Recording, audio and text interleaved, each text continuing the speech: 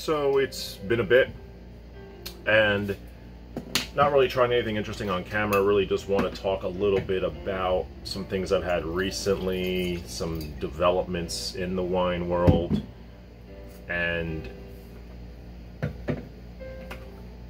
just about some wines maybe I sort of want to get my hands on, or if possible. But first, I'm just having a Verdicchio di Castello di Jesi, this Podium 2017. Love this wine. One of my favorite weekday whites, $25. I think it's fantastic. Got a little bit of age on it, so great wine. A little too cold right now. So this past weekend I had a Rioja Gran Reserva. I forget the producer right now, but it was a great, really nice Rioja Gran Reserva. It was $38.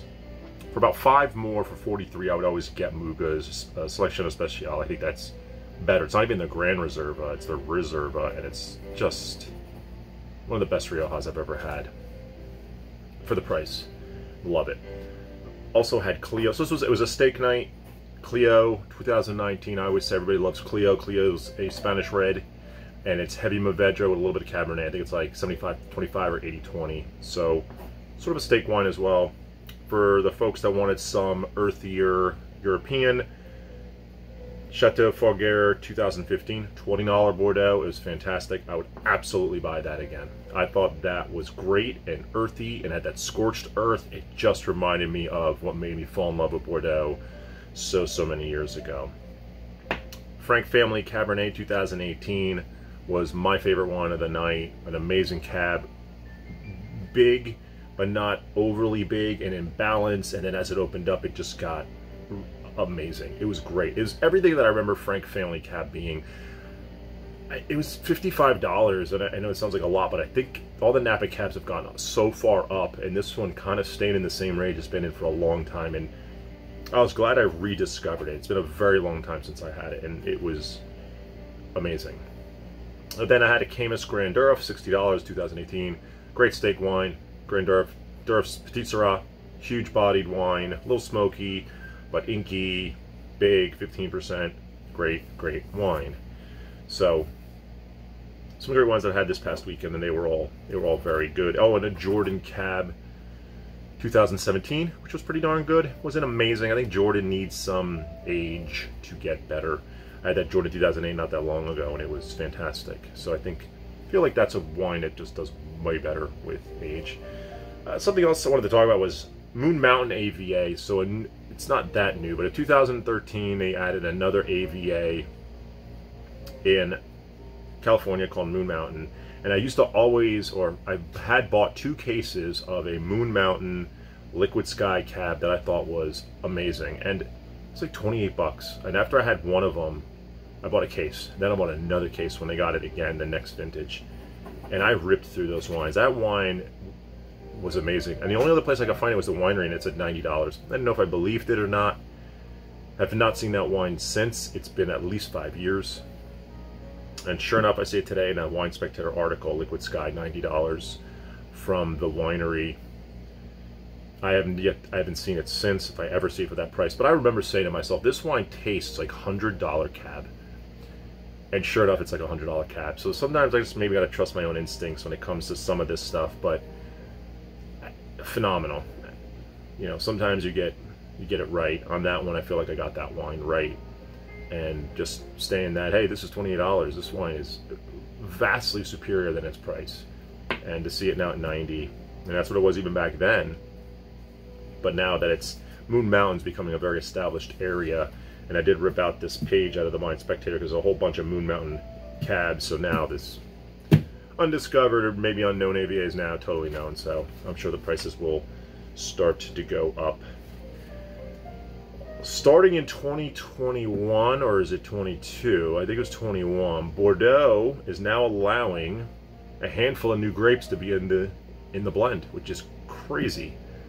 I think because of climate change, they're allowing it. The only one I remember is Touriga Nacional, which is stereotypically a red grape out of Portugal, typically used to make port, or the main blending partner of port, and a lot of dry reds out of Portugal are made from Touriga Nacional. They happen to be one of my favorite grapes out of Portugal, so I do like Touriga Nacional. It'll be very interesting how much they use it. I think they can only use it in small. Any one of these new grapes are allowed in Bordeaux. They can only use small percentages of them for, I don't know, body, color, something. The other ones are all blends of certain grapes. So I have to get the article and just go over them one day. There's a white that's allowed, I think like 3 or 4 reds. But interesting that after all these years, they're allowing that in Bordeaux. So I thought that was sort of interesting. Another wine I bought, but we didn't drink, but I think this is a great wine for $30. Scattered Peaks Cabernet. Does it say where it's from? Just says Napa. This is 2019. I think this wine over-delivers for $30. Fruit forward, not overly big, from what I remember, but really good. Scattered Peaks. Wine the bottle looks good. It's heavy. The label looks good. $30. Well worth it. We didn't open it, but great wine. What else I got was my Be Divine shipment. So here's the sparkler from Be Divine. All these are vinified dry, so this is their Brut Sparkling. So now I have 2 of these, so I'm absolutely going to open one of these very soon because I do really like these wines fermented from honey. This is the Brut Barrel Fermented, and there's 3 stills. I get all the still dry ones. Or 1 sparkling, 2 stills, 3 stills, and all the ones that are vinified dry. They do have some sweeter ones. Those sell out actually more so than the dries, I think. The Brut Barrel Fermented. I don't remember which one of these 3 I liked the most. So this is the Brut Barrel Fermented. This is just the Brut, which I'm pretty sure I really like the Brut. And then this is probably the Brut X, right? Brut X. So between the Brut X, the Brut, and the Brut Barrel Fermented, I don't remember which I like the most. It's between the X and the Barrel Fermented. I want to say it's the Barrel Fermented, and meanwhile I think the X is the most expensive. I think the X just had a little bit of RS on it, a little residual sugar that I sensed, and I liked it a little bit less. But these taste more like white wine than something vinified from, or made from honey. Anyway, glad I get that shipment twice a year, so get 8 of those to try something different than just wine made from grapes. But these wines made from honey. I did have some mead in the summer. I thought it was a hop mead. I thought it was okay, nothing special, nothing to write home about. Lower alcohol, about 7%. These are percentages of wine. 12.5. So with that, just a lot of different topics. Nothing really. I did say maybe I'll talk about Moon Mountain a little bit, and it's sort of on my radar again. If I do see a good Moon Mountain cab, maybe from this list from Wine Spectator, maybe I reach out and just see what's out there. There's a Dumal one. Dumal's a great producer, but this is a $90 one, and it's from the Montecillo vineyard, which I also know.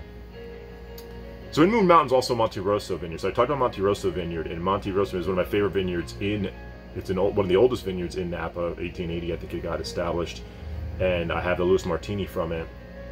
That cab's phenomenal, and that's from this area as well, in the Monte Rosso vineyard. So I guess it's been an area I've always been fond of. I just didn't even realize that Monte Rosso was in Moon Mountain, in that AVA.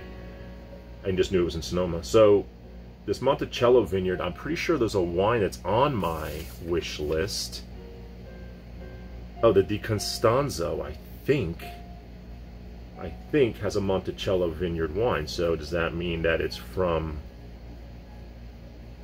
Moon Mountain? Not sure. We'll have to see. I haven't been buying anything recently. I do have my Obsidian, I think 5 wines coming. So that's coming, and I'm just sort of taking it easy for a little bit, kind of whittle down the wines that aren't in a wine refrigerator, and then go from there. Have a good night.